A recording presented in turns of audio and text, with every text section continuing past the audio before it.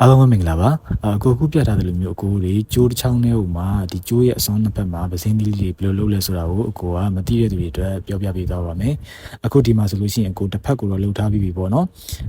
ပြီးလို့ရှိရင်သူကနေကျိုးရှည်ကိုအကို18လက်မှယူမယ်ပြီးလို့ရှိရင်အဲ့နေရာမှာအမှတ်တစ်ခုမှတ်ပြီးတော့မှအကိုကပလဲအပ်လေးနဲ့ခဏအမှတ်ကလေးကိုမှတ်ထားခဲ့မယ်ပေါ့နော်ဘာဖြစ်လို့လဲဆိုလို့ရှိရင်အကိုတွေတစ်ဖက်မှာပစင်းသီးထုံးတဲ့အခါကြလို့ရှိရင်ကျိုးတွေကရှည်လေးလိုတယ်ပေါ့နော်ခွေတဲ့အခါကြလို့ရှိရင်အဲ့ခါကြလို့ရှိရင်ဒီအမတ်ကလေးကိုကိုလိုချင်တဲ့အနေထားနှစ်ခုကြားထဲမှာ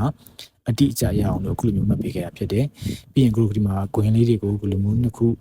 လောက်လိုက်မယ်နော်ထပ်ပြီးသွားပြီဆိုလို့ရှိရင်ကိုလိုဂွင်နှစ်ခုကိုအလဲကောင်ကကျိုးနှစ်ခုကိုနည်းနည်းလေးထပ်ထားပေးမယ်ထပ်ထားပြီးပြီဆိုလို့ရှိရင်ဒီအပေါ်ကကျိုးကိုအခုဒီဒုတိယကျိုးကနေစပြီးမှအောက်ဘက်ကိုစထိုးမယ်ပေါ့နော်ပြီးလို့ရှိရင်အခုပြတဲ့အတိုင်းလေးပဲအခုလိုလုပ်လိုက်မယ်အကြရင်ဂွင်က3ဂွင်ဖြစ်သွားပြီပေါ့နော်ဂွင်3ဂွင်ဖြစ်သွားရင်ခုနကကျိုးအခုဒီအောက်ကကျိုးရဲ့အပေါ်ကနေပြန်ပတ်ပြီးတော့မှဒီဒုတိယကျိုးနဲ့တတိယကျိုးရဲ့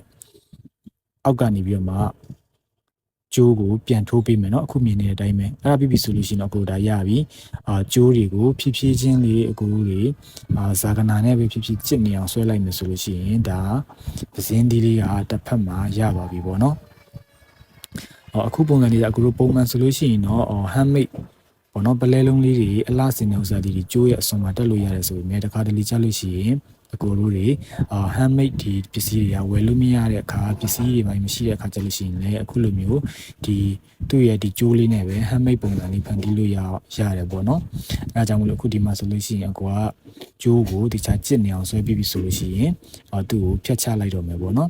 ဖြတ်ချလိုက်ပြီးတော့မှအကိုတွေမီးလေးနည်းနည်းညှိပြီးတော့မှကတ်ပေးလိုက်မယ်ပေါ့နော်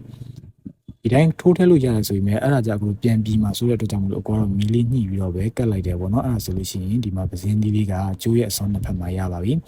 မိမိနဲ့တက်တယ်လို့မျိုးပြန်ပြီးတော့မှအကိုလေးကျဲတီးကွန်းလေးတွေလုပ်ပြီးတော့မှအသုံးပြုလို့ရပါတယ်အားလုံးကိုကျေးဇူးများတင်ပါတယ်ဗျာ